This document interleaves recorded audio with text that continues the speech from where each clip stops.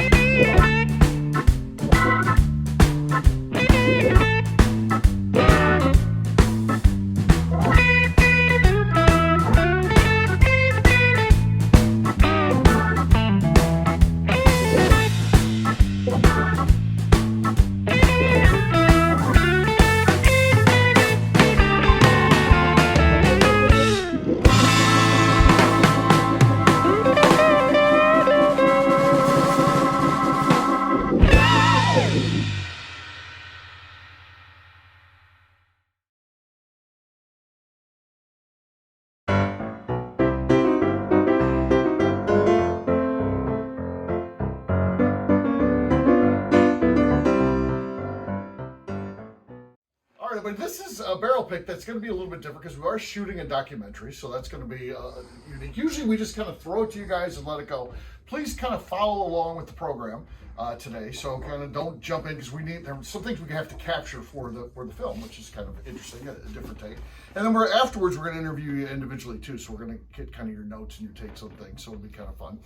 But I do want to remind everybody, this gets to be a problem. This is all the whiskey we got. So this is the size bottle that we got for this. We've got just a little bit in there, but for the most part, what you have is what you're going to be able to evaluate with. Now, sometimes, what if there's a tie? We might go to a tiebreaker. So if you're here at social hour, just chug it, shoot it, finish off your grading, and then shoot it. Well, then you've got nothing. You probably can't participate in our tiebreaker. So please, again, go with the program. We'll let you know when you can finish it off. Certainly once you enjoy the whiskey, that's kind of part of the experience, but we'll have you do that first. So normal thing, we'll just have you go through, rank them 1 to 3, 1 being your favorite, 3 being your least favorite, and we'll collectively look at all those scores, and the one that scores the lowest, kind of the golf score thing, will be the winner, and that's the barrel that we'll pick. So should be fun picking some E.J. Curley today.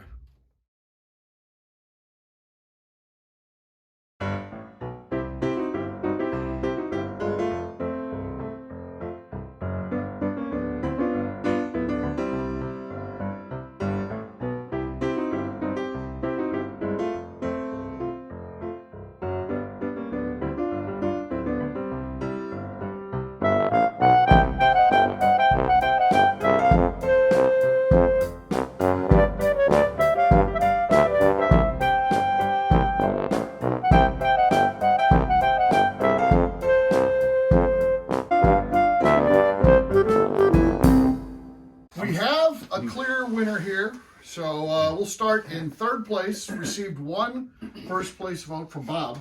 Bob voted for that. That was his favorite. 3 people thought that was their third favorite. 1 had it second, so that is in third place. Second place is A with 10. Was Darren's favorite.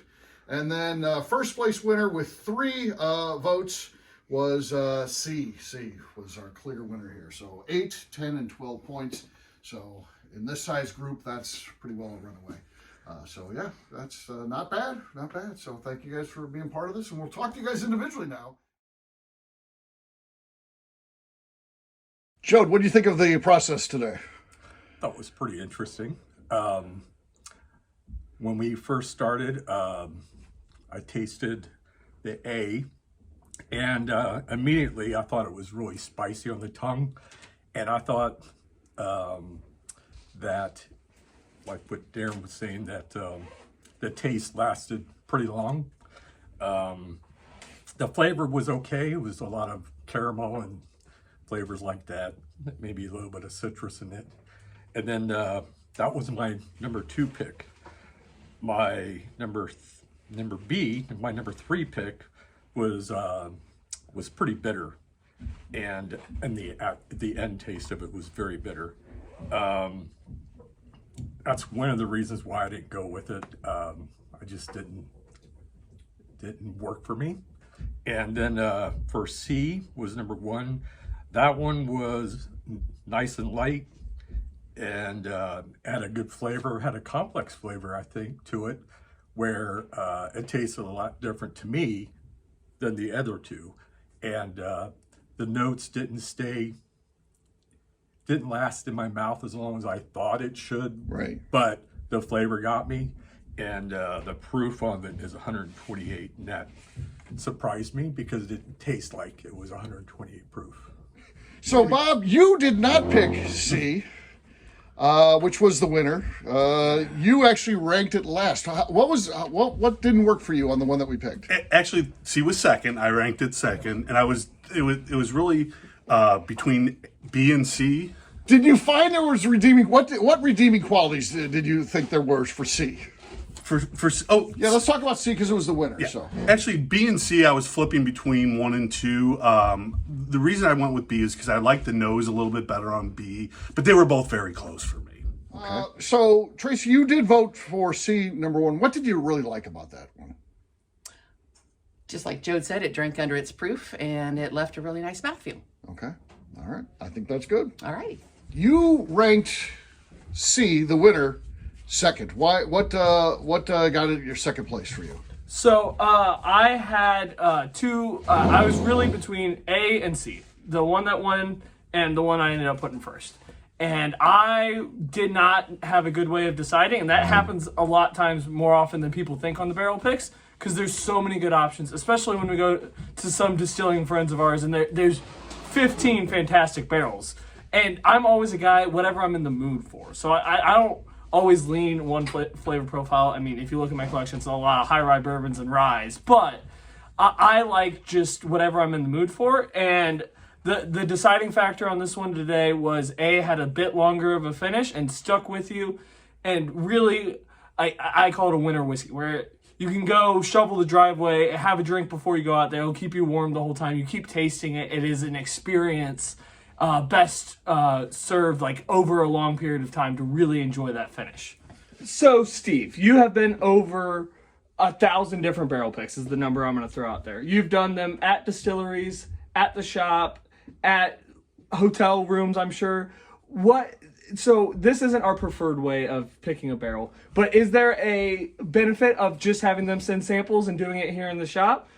There is a benefit in that, you can get more people engaged and involved. Anytime, we're in this business. You and I this is our job. But most people have jobs that they have to work at to be able to do them. And most distilleries want to do their barrel picks during the week, because that's when they are working, and they want to have their weekends off too, and not get involved in doing barrel picks on weekends for the most part. So it works out. One of the benefits is it gives other people an opportunity to do some of our barrel picks without having to have a hotel night, travel, all that kind of stuff. So we picked this barrel of EJ Curley today. Can you just give us a little bit of rundown of what you know about this brand and why it was chosen to be a single barrel here at the ABV Barrel Shop? So EJ Curley was a historic brand. So it was one that was around, before Prohibition. It was well known. And then ultimately it goes away and then falls into public domain. So at some point, someone decided, I'd like to revive this brand. And it happens a lot. And you're like, how could that even happen? Well, there was thousands and thousands of whiskey labels that were abandoned through the years. And EJ Curley happens to be one of those. And a person decided he wanted to start that business back up. And he sourced whiskey from our friends that ultimately own that now. So Ashley Barnes and Monica Wolf, that duo, actually, who sourced whiskey to people who were starting brands and stuff like that. Actually, that's who was selling them the whiskey for EJ Curley. And the person who started the brand decided, they wanted to get out and talk to Monica and Ashley about, would you be interested in buying this? So they decided to buy it and make it a house brand. So that's how it becomes the brand that we're picking from today. We get the opportunity to do it because we had had Ashley on a podcast. She was on the Bourbon Show, so you can go back and check that one out. I can put that in the descriptor of this movie. And, she does a great job. You'll see how talented she is. She's the blender. She's the one that will blend the products for EJ Curley. These are single barrels here, but when they do blend, she's the one doing those. So, so got to know her, and she's a great person. And this is how these things work. It ends up being relationships that get you the barrel picks.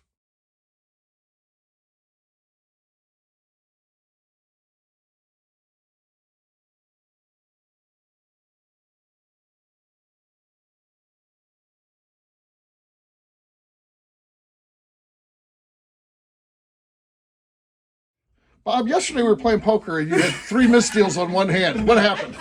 Well, it's just, poker's not my number one game. Picking whiskey is.